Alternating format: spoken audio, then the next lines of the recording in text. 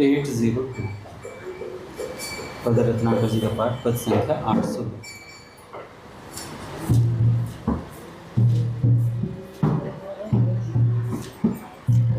जय राधे जय श्री राधे, जय राधे जय श्री राधे, जय राधे जय श्री राधे, जय राधे जय श्री राधे, जय राधे जय श्री राधे, जय राधे जय श्री राधे।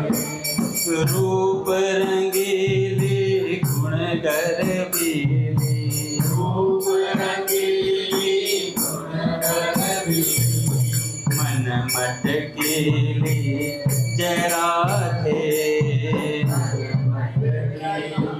जय राधे। चित चटकीली छैल छबीली,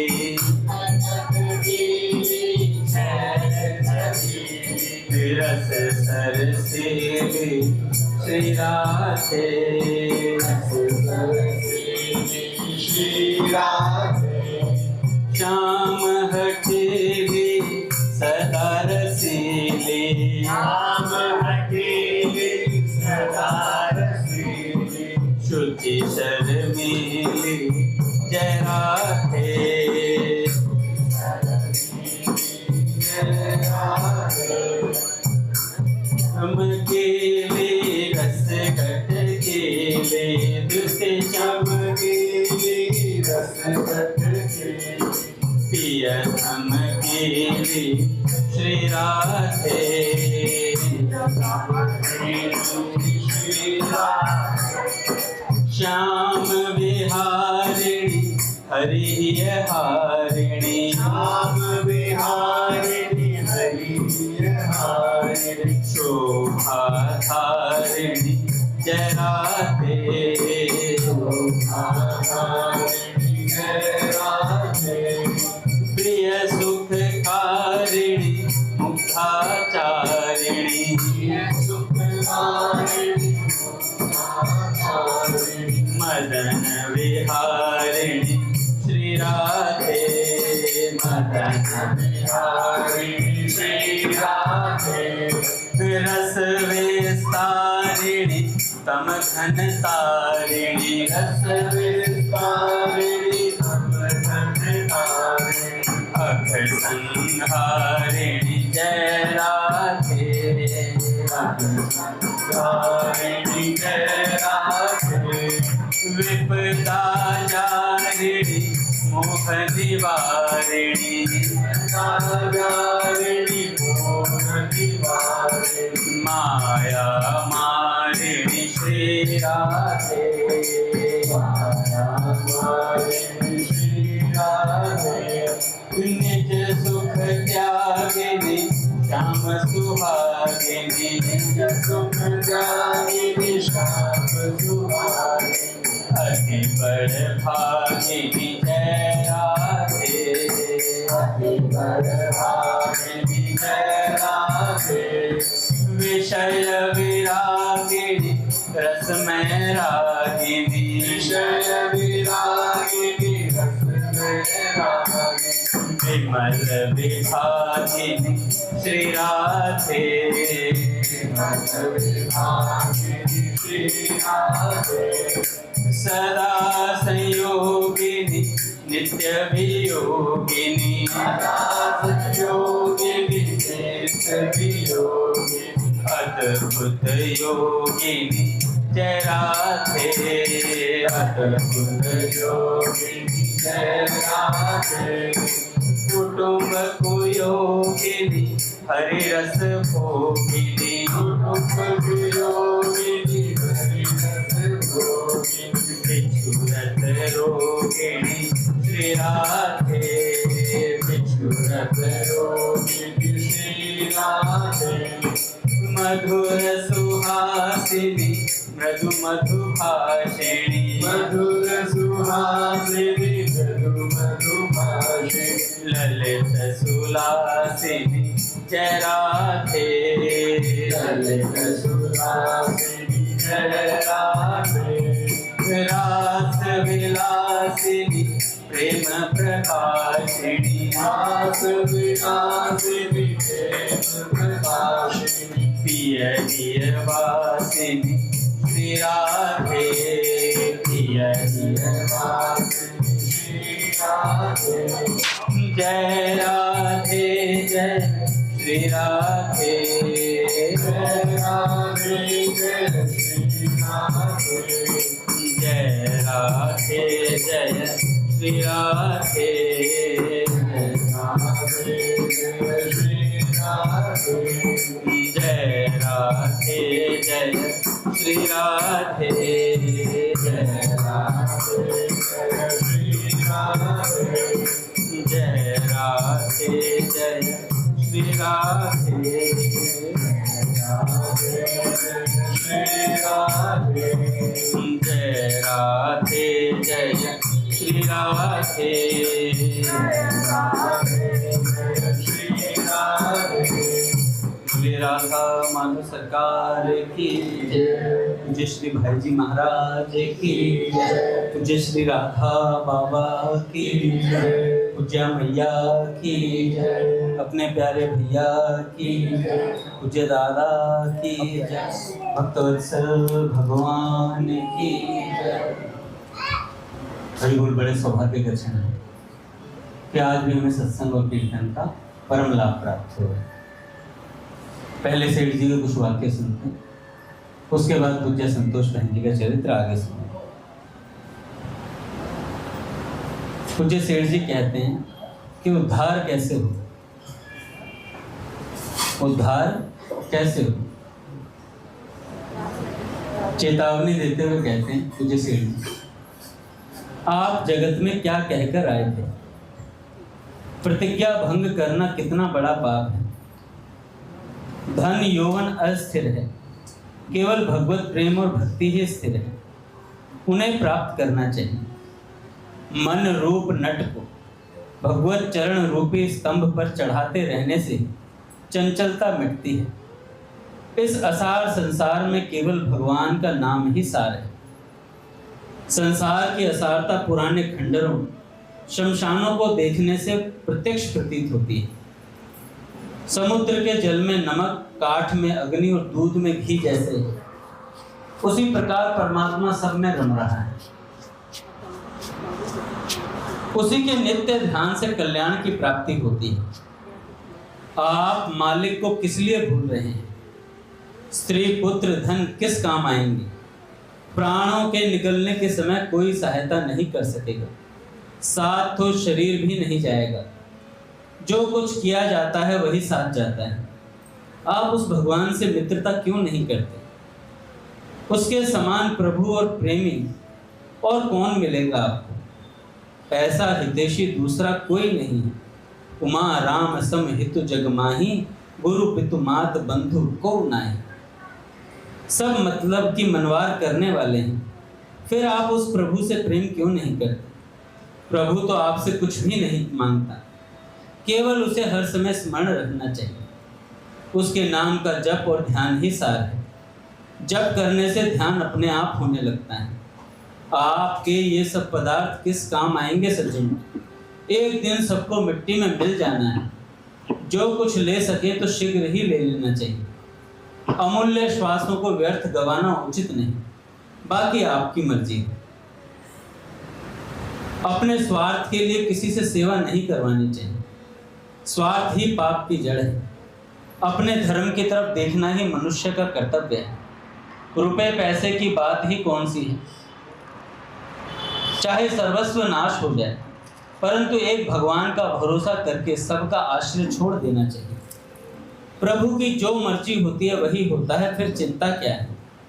उसकी प्राप्ति की लगन में चाहे सब कुछ चला जाए। नारायण होवे भले जो कुछ होवन हार, हरि सो प्रीति लगाए के फिर कहा सोच विचार। लगन लगी सब ठीक है, लगन कहावे सोए, नारायण जा लगन में तन मन दीजे खोए। प्रभु की राजी से यदि हमें नरक भोगना पड़े तो उसे भी आनंद से भोगना है। जो कुछ होता है सो प्रभु की नज़र में होता है। जब उसकी नज़र से परे कुछ भी नहीं होता तो फिर चिंता करके उसकी शरण में दोषी क्यों सिद्ध होना चाहिए?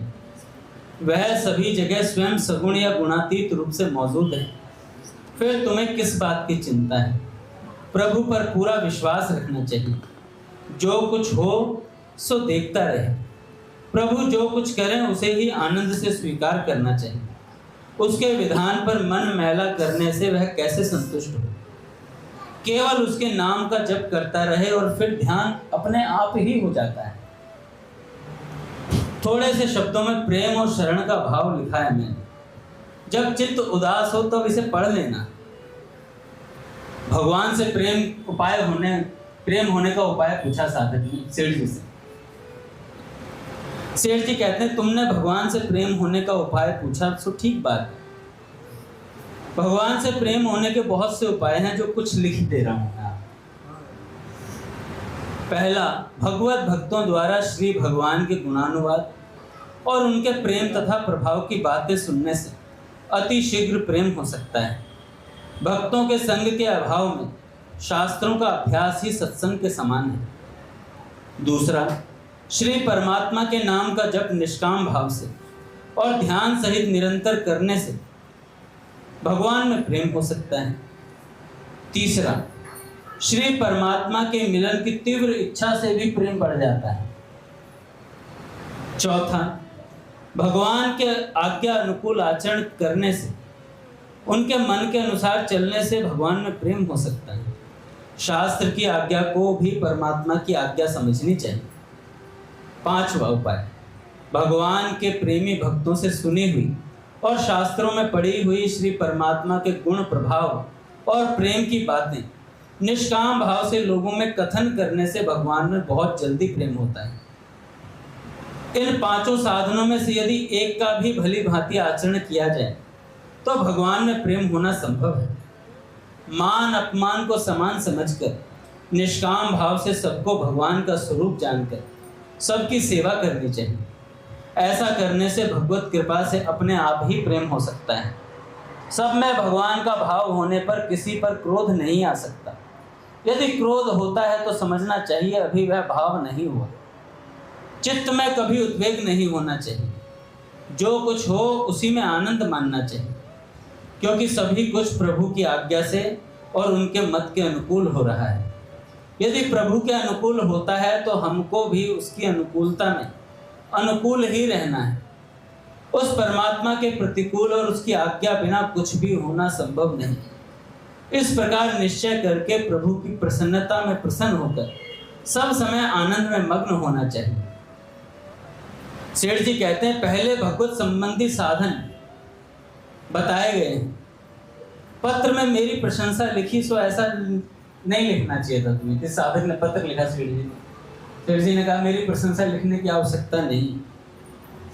प्रशंसा के योग्य तो केवल परमात्मा है। उनके रहते अन्य किसी की बड़ाई करना ठीक नहीं। आपने पूछा कि भगवान के भजन ध्यान के लिए कैसी चेष्टा करनी चाहिए तथा सब समय भगवान को याद रखते हुए यथासाध्य शारीरिक निर्वाह का कार्य निष्काम भाव से कर्तव्य समझकर किस प्रकार किया जा सकता है, सो ठीक है। इस विषय में विशेष रूप से तो कभी मिलने पर बता सकता हूँ। बाकी साधारण रूप से कुछ बातें लिख दे रहा हूँ। किसी भी वस्तु का मूल्य ठहराने के बाद उस वस्तु को वजन में, नाप में या संख्या में न तो कम देना चाहिए और न अधिक लेना चाहिए। ये सेठ जी से किसी व्यापारी ने प्रश्न पूछा था। जो वस्तु ग्राहक को दिखलाई जाए वही उसे देनी चाहिए। उसमें किंचित भी दूसरी वस्तु नहीं मिलानी चाहिए। तीसरा, मुनाफा ठहराने के बाद न तो कम देना चाहिए न अधिक लेना चाहिए। चौथा, व्यवहार में बिना हक का पैसा नहीं लेना चाहिए। न तो झूठ कपट या जबरदस्ती से लेना चाहिए, न बिना हक किसी से मांग कर ही छूट करानी चाहिए। निषिद्ध वस्तु का व्यवहार नहीं करना चाहिए। विशेष पाप या जीव हिंसा होती हो ऐसी वस्तु का व्यवहार करना ही नहीं चाहिए। छठी बात है, अपने मन से पूछकर जिसमें पाप हो उस काम को नहीं करना चाहिए। व्यवहार को उपयुक्त दोष, पापों के भय से, मृत्यु के भय से, परलोक में दंड के भय से या ईश्वर मिलन के विलंब होने के भय से भी कम हो सकते हैं, परंतु लोभ छोड़े बिना इनका सर्वथा छूटना संभव नहीं। श्री भगवान में कुछ प्रेम उत्पन्न होने पर, उनके प्रभाव को कुछ जान लेने से ये बातें तत्काल छूट सकती हैं। इसलिए सबसे पहले वही उपाय करना चाहिए जिसमें भगवान में प्रेम हो। लोभ त्याग पूर्वक केवल धर्म की भावना से भगवान को ही सब कुछ जानकर, उन्हीं की आज्ञा मानकर जो व्यवहारिक कर्म किए जाते हैं उनसे संसार के लोगों को बहुत लाभ होता है। जिनके व्यवहार में अपने लिए केवल शरीर निर्वाह मात्र का ही भाव रहता है, वह भी चाहे ना हो, और जिनको लाभ हानि में हर्ष शोक नहीं होता, ऐसे पुरुषों का व्यवहार केवल लोक हित के लिए ही हुआ करता है, धन के लिए नहीं। इसी का नाम निष्काम व्यवहार है। इससे हृदय की बड़ी शुद्धि होती है भाई, इससे हृदय की बड़ी शुद्धि होती है। आगे सेठ जी कहते हैं,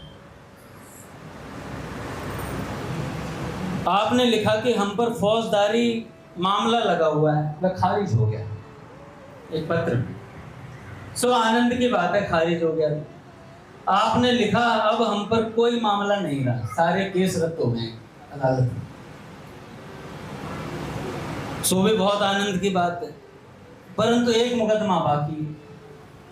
सेठ जी कहते हैं यमराज के घर का, जो सब पर लगा हुआ है, सबको उसे खारिज करवाना है भाई, नहीं तो बड़ी कठिनाई होगी। उस मुकदमे के लिए आपने जितनी चेष्टा की उतनी ही यदि इस मुकदमे के लिए भी करें तो बहुत लाभ हो सकता है। आप लिखते हैं कि हम पर अभी कोई मुकदमा नहीं रहा, इससे मालूम होता है कि इस मुकदमे को तो कोई मानता ही नहीं। वास्तव में यही तो मृत्यु रूपी भयानक मुकदमा है, जिसको कोई भी नहीं टाल सकता, केवल वह टाल सकता है जिसने भगवान की शरण ग्रहण करी। अतः सबको भगवान की शरण लेनी चाहिए। भगवान के जो भक्त हैं वे तो सच्चे वकील हैं, और वेद शास्त्र आदि ग्रंथ कानून की पुस्तकें हैं। अतः ऐसे वकीलों से मिलना चाहिए और कानून की पुस्तकों को देखने के लिए भी समय निकालना चाहिए। इस प्रकार चेतावनी मिलने पर भी यदि आपके चेत नहीं होगा तो फिर कब होगा? इस तरह का अवसर हर समय मिलना कठिन है।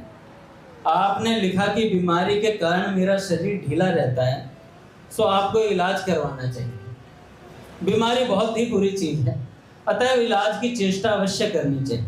साथ साथ उस बीमारी को दूर करने के लिए यत्न करना चाहिए कि जिससे अब तक जन्म मरण होता चला आया है, सबसे बड़ी बीमारी तो यही है, जिसे कहते हैं भव रोग।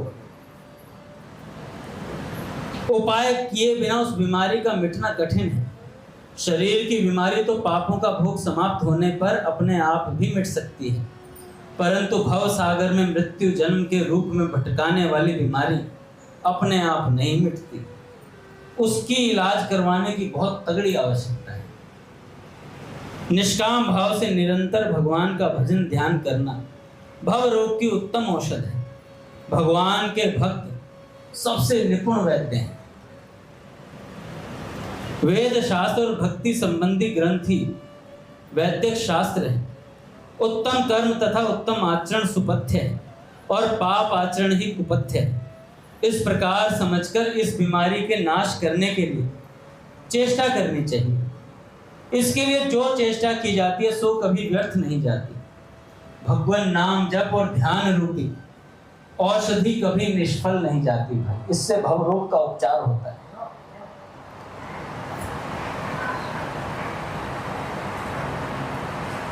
शारीरिक रोगों की दवा व्यर्थ भी हो सकती है और उसका मूल्य भी देना पड़ता है।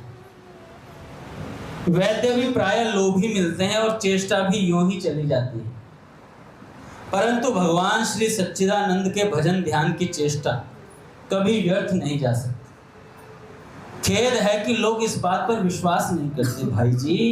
यह बड़े आश्चर्य की बात है कि तप्त कुंड में पड़े हुए मनुष्य की तरह लोग निरंतर चिंता रूपी अग्नि में चल रहे हैं, परंतु इस दुख को दूर करने की चेष्टा नहीं करते। इससे बढ़कर मूर्खता और क्या हो सकती है। आपने दुकान का काम जल्दी सलटाने की चेष्टा लिखी सो ठीक है। यह संसार के झंझट बहुत बुरे हैं, इसलिए इनका निपटारा ही ठीक है। कोई काम भी पीछे रखकर नहीं जाना चाहिए। संसार के किसी काम में चित्त लटकता रह जाने से फिर जन्म लेना पड़ता है। यूं समझकर काम जल्दी ही सलटा लेना चाहिए, जिससे फिर सदा के लिए आनंद हो जाए। भाई जी, जैसे रेल के स्टेशन पर टिकट लेकर मनुष्य गाड़ी में बैठने के लिए तैयार रहता है, उसी प्रकार सब काम निपटाकर तैयार रहना चाहिए, फिर कोई चिंता नहीं। आपने व्यवहार के संबंध में पूछा तो उसका उत्तर देता हूं। भगवान के भजन में, सत्संग में पिता, पुत्र, स्त्री, कुटुंब, शरीर, धन आदि बंधन समझना भूल है। बंधन तो अपने मन की दुर्बलता है। मन ही बंधन का हेतु है। यदि वैराग्य हो तो घर में रहने से भी कोई हानि नहीं, और वैराग्य ना होने पर घर छोड़ देने से भी कोई लाभ नहीं। यदि भजन और ध्यान का साधन तेज होता रहे और रहना घर में ही हो तो क्या आपत्ति है। वैराग्य युक्त भजन ध्यान का साधन न हो तो जगह जगह भटकने में कोई लाभ नहीं दिखता। सत्संग में श्रद्धा हो तो थोड़े से संग से भगवान की प्राप्ति हो सकती है। सत्संग की उत्कंठा होने पर यदि किसी न्याय युक्त कारण से सत्संग में उपस्थिति न भी हो तो उसे घर बैठे ही उत्तम उपदेश और साधु संग की प्राप्ति हो सकती है। भगवत प्राप्ति के लिए यदि सत्संग की विशेष उत्कंठा हो जाए तो संभव है स्वयं भगवान साधु के वेश में उसके समीप आ जाए। अतः भजन, ध्यान और सत्संग की विशेष उत्कंठा रखनी चाहिए। भजन, ध्यान और सत्संग के प्रताप से मल, विक्षेप और आवरण के क्षीण होने पर साधक का भगवान में प्रेम होता है। उसके बाद संसार से वैराग्य उत्पन्न होता है। ऐसी अवस्था हो जाने पर उसे संसार का कोई भी काम भारी नहीं लगता और न किसी कार्य करने में उसे झंझट मालूम पड़ता है। उसके द्वारा निष्काम भाव से सारे काम खेल की तरह होने लगते हैं। ऐसा पुरुष वन में रहे या घर में, दोनों जगह समान है। 6 घंटे सत्संग या शास्त्रों के द्वारा प्राप्त किए हुए उपदेशों के अनुसार एकांत स्थान में निष्काम भाव से जप सहित ध्यान का निरंतर साधन करना चाहिए। अनुमान 6 घंटे ध्यानस्थ होकर सोना चाहिए। अवशेष समय में आप इच्छानुसार कार्य कर सकते हैं, परंतु प्रत्येक चेष्टा नाम के जप और स्वरूप के ध्यान सहित होनी चाहिए। जप और ध्यान दोनों न हो तो परमात्मा के नाम का स्मरण तो अवश्य ही करते रहना चाहिए, श्वास या वाणी से। काम न करने में लोक लज्जा की बात लिखी सो वह भी एक प्रकार से ठीक है, परंतु विशेष हानि तो कर्तव्य के त्याग से होती है। कारण कर्तव्य का त्याग बड़ा ही लोक हानिकर है। भगवान के स्वरूप में स्थित रहते हुए जो कुछ भी हो सबको भगवान की लीला मात्र समझकर निर्विकार और स्थित ही रहने का अभ्यास करना चाहिए। सबसे बड़ी बात तो है समय को अमूल्य समझना चाहिए। समय की अमूल्यता का रहस्य समझने के बाद कुछ भी समझना बाकी नहीं रहता। सेठ जी कहते हैं, भाई इसके समझ आ जाने पर शोक और चिंता का रहना असंभव है। किसके समझने के बाद समय की कीमत समझने का, बस यही सबसे बड़ी भूल है। बाकी सब कामों में हम होशियार हैं, केवल सत्संग और कीर्तन में आने में थोड़े लाचार हैं। मन कैसे लगे? नाम जपने से ही लगे। सत्संग में मन कैसे लगेगा? सत्संग करने से ही लगेगा। तो भक्तों के साथ बड़ी दुविधा है। कोई संसारी होता है तो उसके हम नहीं भी जाते हैं, लेकिन भक्तों में एक आधी बात ऐसी बोल देते हैं, भाई तुम्हारी बेटी के साथ में कौन आया था, तुम नहीं जाओगे, तो फंस गए। फिर वो फंस गया था बंदा। मेरे ऐसे तो 2 बेटियां हैं, भाई मेरे क्षमा कर देना किसी में ना पहुंचू। तो बड़ी दुविधा हो जाती है। लेकिन भैया भक्त है तो हमारा तो परिवार ही है, और कहाँ जाएंगे। एक आधी जगह तो प्याज लहसुन, बिना प्याज लहसुन का मिलता है, बाहर हम खाते हैं। तो ऐसी बात है, सेठ जी कहते हैं समय जहां दोगे, जिस चीज की कीमत होगी वहां अपने आप समय निकल जाएगा।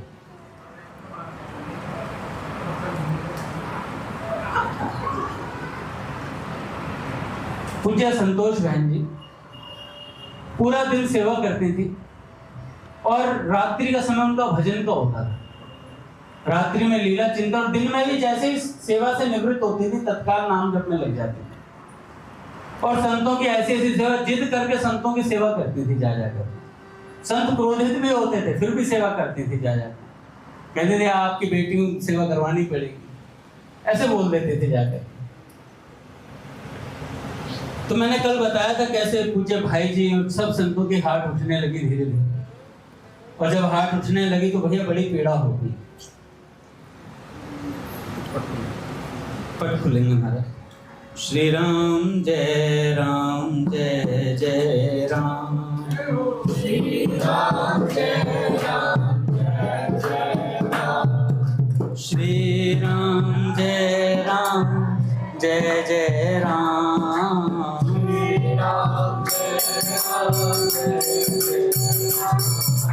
श्री राम जय राम जय श्री राम जय जय राम,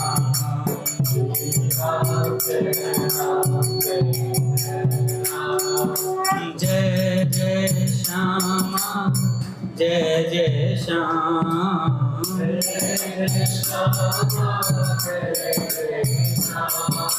जय जय श्री वृंदावन धाम,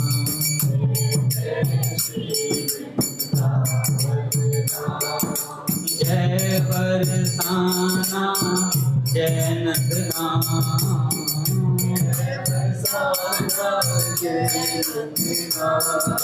पावन राधे तेरो नाम,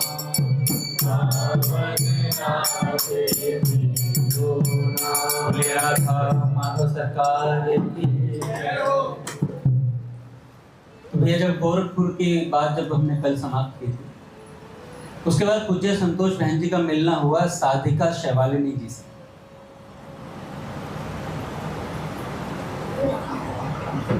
शैवालिनी जी गोरखपुर से श्री धाम वास के लिए वृंदावन आई। ये पूज्य भाई जी की सुपुत्री सावित्री बाई की बड़ी पौत्री है। भक्ति में वातावरण में लालित बोलित शैवालिनी को वृंदावन में पूज्य संतोष बहन जी का सामीप्य ही नहीं मिला, कालांतर में उनकी सेवा का परम सौभाग्य मिला। एक दिन पूज्य संतोष बहन जी शैवालिनी को साथ लेकर किसी कार्यवश बैंक गई। वहां पहुंचकर पता चला कि बिना राशन कार्ड के उनका वह कार्य होना संभव नहीं है। शैवालिनी ने पूज्या बहन जी को वहीं बैंक में बिठाया, चाबी लेकर घर गई और उसी रिक्शा में राशन कार्ड लेकर वापस चली। वहां राशन कार्ड खोलकर देखा तो उसमें पूज्या संतोष बहन जी का परिचय प्रमाण देख शैवालिनी जी स्तब्ध रह गई। क्या लिखा हुआ था? पूज्या बहन जी का परिचय लिखा था, संतोष जी सुपुत्री श्री राधा बाबा, राशन कार्ड में लिखा। सुखद विस्मय में डूबी शैवालिनी राधा बाबा की इन सुपुत्री को मंत्र मुग्ध सी देख रही थी। बाबा के लिखे पत्रों में तो वे उनकी बेटी के रूप में परिचित थी ही, ये भी उन्हें बाबा ही कहती थी, पर प्रमाण पत्र ने तो उनकी राधा बाबा के प्रति अटल निष्ठा की मोहर सी लगा दी थी। शैवालिनी सोच में डूब गई। आहा, तो ये है इनका परिचय, ये राधा बाबा की हैं तो मेरे लिए और भी प्रणम्य हो। उस दिन से पूज्य संतोष बहन जी के प्रति उनका आकर्षण और बढ़ गया। दोनों के मध्य का यह सूत्र इतना सुदृढ़ और अपनत्व भरा था कि पूज्य संतोष बहन जी अक्सर उसके लाड़ भरे सभी आग्रह दुराग्रह सहज मान लेते थे। संतोष बहन जी इस भाग्यवान को उनसे बहुत ही प्यार मिला, यहाँ तक कि एक बार शैवालिनी के नाराज हो जाने पर उसे मनाने वे अपनी अस्वस्थ अवस्था में भी दिख गई थी। लाड़ में उसके बातचीत बंद कर देने पर, मान दिखाने पर पूज्य संतोष बहन जी उसकी ऐसी मनोहार करती देखी गई मानो उसके बिना संतोष जी का गुजारा नहीं है। तत्वतः ये सब सम्मान देने के पीछे अमानी मानदेव रूपा पूज्य संतोष बहन जी को शैवालिनी का राधा बाबा से संबंधित स्वरूप में स्वीकार करना था। उसका पूज्य भाई जी की वंशज होने से सम्मान्य मान था। ये भी सच है कि पूज्य बहन जी की गरिमा से परिचित कोई अन्य व्यक्ति उनसे ऐसा व्यवहार स्वप्न में भी नहीं सोच सकता था। सबकी श्रद्धा तो थी ही और प्रणम्य भी थी।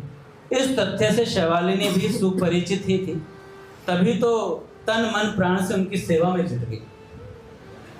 काल चक्र अपनी स्वाभाविक गति से चल रहा था। पूज्य बालकृष्ण दास जी महाराज भी अब काफी अस्वस्थ रहने लगे थे। ये देह रुग्णता कम, चिन्मय धाम की संलग्नता ही अधिक थी। पूज्य संतोष बहन जी को उनके प्रियतम से महामिलन की त्वरा का आभास होने लगा था। उनकी यह आशंका 24 मई 1994 को सत्य में परिवर्तित हो गई। वेणु विनोद कुंज को शून्य सा करते हुए पूज्य महाराज जी प्रिया प्रियतम के नित्य धाम की किसी कुंज में जा छिपे। इस सूचना को सुनते ही पूज्य बहन जी के मुख से निकल पड़ा, आहा, वृंदावन के विभूषण चले गए। बहुत दिन तक ये अपने इन श्रद्धेय विनोद प्रिय पूज्य महाराज श्री के निकुंज गमन पर व्यथित रही। अच्छा, पूज्य महाराज जी का स्वास्थ्य तभी खराब होने लग गया था जब पूज्य श्री बाबा चले गए। पूज्य बाबा के जाने के बाद प्राय महाराज जी मौन हो गए थे, बहुत कम नेत्र उठाकर देते, समाधि सी स्थिति बनी रहती थी। अच्छा, महाराज जी बहुत विनोद प्रिय थे, मजाक भी बहुत करते थे और कीर्तन उनका बहुत प्रिय था। वस्तु वो भी हरे राम राम राम हरे हरे, हरे कृष्ण कृष्ण कृष्ण। और बहुत प्रचार किया कीर्तन का। नाम कीर्तन तो ऐसा प्रिय था, 3-3 4-4 घंटे कीर्तन करवाते रहते थे और उसके बाद पिन ड्रॉप साइलेंस होता था। मैंने बताया था उनके चरित्र में आता है कि उन्हें बहुत भीड़ पसंद नहीं होती थी। जैसे ही 10-15 लोगों से ज्यादा होने लगते थे सत्संग में, उठ के चले जाते, कई दिन गायब रहते थे। कहते थे अब सत्संग नहीं करूंगा, चले जाते थे एकांत में, भजन के लिए चले जाते थे। फिर वापस आते, 2-4 जनों को बिठाते, उन्हीं के मध्य सत्संग चलता था। महाराज जी से किसी ने पूछा कि महाराज जी ऐसा क्यों करते हैं? कह रहे मुझे बस 2-4 जने चाहिए जो सिर्फ श्री कृष्ण को प्राप्त करना चाहते हैं, बाकी भीड़ की आवश्यकता नहीं है अपने पास। महाराज जी साफ बोल देते थे ऐसे, और ऐसा ही व्यवहार उनका सदा ही चलता है। और अच्छा, उनसे जो मिल लेता था वो सत्संगी हो जाता था। मथुरा में एक घाट पर बैठे हुए थे, रात्रि के समय एक पुलिस वाला घाट से उठाने आ गया। आया तो कहने लगा, यहाँ पर क्यों बैठे हो तुम कोई चोर हो, क्या प्लानिंग कर रहे हो, ऐसे कुछ बातें उसने बोली। महाराज जी ने कहा बैठो मैं बताता हूँ मैं चोर हूँ। बैठाया, थोड़ी देर में फिर कृष्ण पर चर्चा चल पड़ी। अच्छा, वो सुबह तक चर्चा चलती रही सत्संग। जैसे पूज्य नारायण दादा के पास हम 2012 में गए थे, 9:30 बजे बैठे थे, सुबह के 4 बज गए। ऐसी विलक्षण भावना थी। उन्होंने बताई थी घटना कि वाटिका के आसपास के नौजवान बैठते थे आकर के, तो उनके माता पिता ने आकर के कहा पूज्य नारायण दादा से कि आप इन लोगों को छोड़ते नहीं हो, इनको बैठा लेते हो सुबह 4-4 बजे तक, फिर इन्हें नौकरी पे जाना पड़ता है। तो ये कोई बात होती है? ये कौन सा सत्संग है? जैसे यहाँ के लिए कह देते हैं, मेरे पिताजी तो मुझे कहा करते थे, आ गया कौन समुद्र जाटों के घर का ब्राह्मण, कहाँ से पैदा हुआ है। ऐसी ऐसी बातें सुनने को मिली, पर सुनते रहे तो यहाँ पड़े हुए हैं। तो उन्होंने बोला कि बच्चों को सुबह ऑफिस जाना होता है, आप सत्संग के लिए बैठा लेते हो। नारायण दादा ने बोला मैं जबरदस्ती थोड़े ही ना बैठाता हूँ, ये बैठ जाते हैं, आकर चर्चा चल पड़ती है और बाबू जी बात ऐसी लपेट की। आप आकर बैठ करके देख लो, आप ले जाना इन्हें टाइम होते। आगे माता पिता भी आए, अगले दिन 9:30 बजे बैठे और बातों के लपेट में उन्हें ही 4 बज गए, उन्हें भी 4 बज गए। और नारायण दादा बोला अब आपसे किसने कहा था यहाँ बैठने के लिए महानुभाव जी, ले जाते अपने बाल को। फिर अरे बातों की लपेट में पता ही चला, अरे बातें ही ऐसी हैं, ये बातें ही ऐसी हैं, तो बातों के लपेट में पता नहीं चलता है। तो पूज्य महाराज जी जिसको बिठा लेते उनको सत्संग देते। अच्छा, वो पुलिस वाला सत्संगी हो गया, अगले दिन से वेणु विनोद कुंज आने लग गया सत्संग के लिए।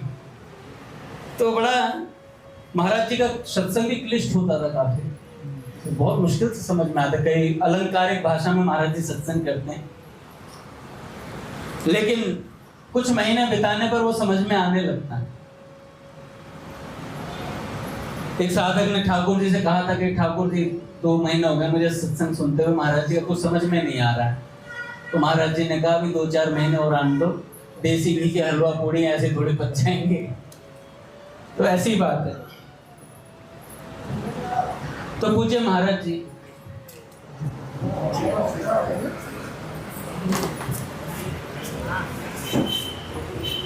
श्री राम जय राम जय जय राम, श्री राम जय राम जय जय राम, श्री राम जय राम जय जय राम, श्री राम जय राम जय जय राम, श्री राम जय राम जय जय राम, श्री राम जय राम जय जय राम, जय जय श्याम जय जय श्याम, जय जय श्याम जय जय श्याम, जय जय श्री वृंदावन धाम, जय जय श्री वृंदावन धाम, जय जय श्री वृंदावन धाम, श्री वृंदावन, जय बरसाना जय नंदगाना,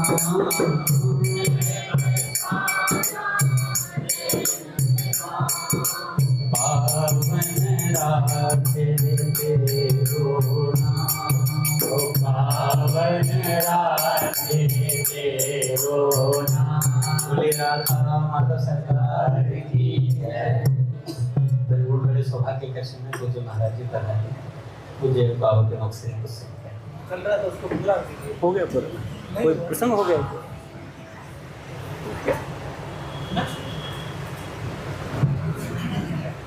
आप